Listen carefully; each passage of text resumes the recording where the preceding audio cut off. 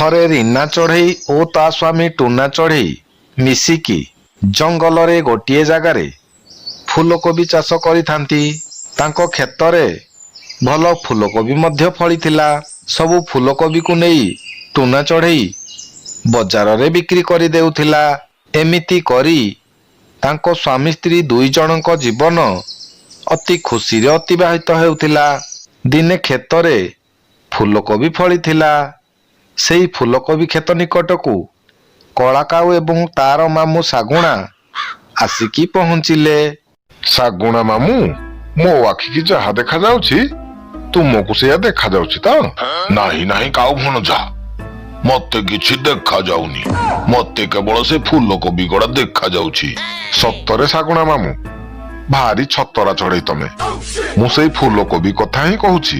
ତମେ କଣ ଭାବୁଛ ମୁଁ ସେ ମାଗୁଣୀ ଝିଅ ବିଷୟରେ କହୁଛି ନା କଣ? ଆରେ କାଉ ଭଣଜା, ମୋ ଜୀବନରେ ଏତେ ବଡ଼ ବଡ଼ କେବେ ଦେଖି ନାହିଁ ରେ। ପ୍ରଥମ ଥର ଦେଖୁଛି। କଣ ଏତେ ବଡ଼ ବଡ଼ ଦେଖିନା ମାମୁଁ? ଆରେ ଭଣଜା, ଏମିତି ବଡ଼ ବଡ଼ ଫୁଲକୋବି କେବେ ଦେଖି ନାହିଁ। ତୁ ଆଉ କଣ ଭାବୁଛୁ କି ରେ? ତୁମର କଣ ଆଖି ଅଛି ଯେ ତମେ ଦେଖିପାରିବ? କଣ କହିଲୁ ଭଣଜା?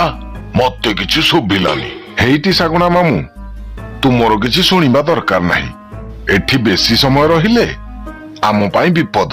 ଚାଲ ଫୁଲକୋବି ଧରିକି ଏ ଜାଗା ଛାଡି ଚାଲିଯିବା। ତାପରେ କାଉ ଏବଂ ଶାଗୁଣା ଫୁଲକୋବି ସେଠାରୁ ଚୋରି କରି ସେ ଜାଗା ଛାଡ଼ି ପଳାଇଲେ।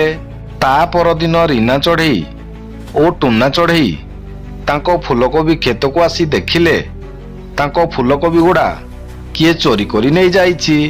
ସେମାନେ ଘରକୁ ଆସି ଫୁଲକୋବି ଚୋରଙ୍କୁ ଧରିବା ପାଇଁ ଏକ ଯୋଜନା ପ୍ରସ୍ତୁତ କଲେ। ଫୁଲକୋବି ଚୋରଙ୍କୁ ଧରିବା ପାଇଁ ଦୁଇ ଚଢ଼େଇ ତାଙ୍କ କ୍ଷେତରେ ଗୋଟିଏ ସିସିଟିଭି କ୍ୟାମେରା ଲଗାଇଲେ ଏବଂ ସେ କ୍ୟାମେରା ସାହାଯ୍ୟରେ ଘରେ ବସି ତାଙ୍କ ଫୁଲକୋବି କ୍ଷେତକୁ ଟିଭି ମାଧ୍ୟମରେ ନଜର ରଖୁଥିଲେ। ତାପରେ ଆଉ ଦିନେ ଫୁଲକୋବି କ୍ଷେତରେ କେହି ନଥିବାର ଦେଖି କାଉ ଓ ଶାଗୁଣା ପୁଣି ଥରେ ଫୁଲକୋବି ଚୋରି କରିବାକୁ ଆସିଲେ।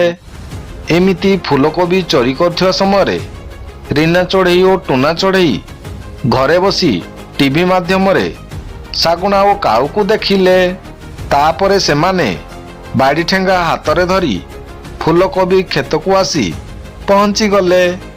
ତାପରେ ସେମାନେ ଚୋର ଚୋର କହି ଦୁଇ ଜଣକୁ ବାଡ଼େଇବାକୁ ଲାଗିଲେ।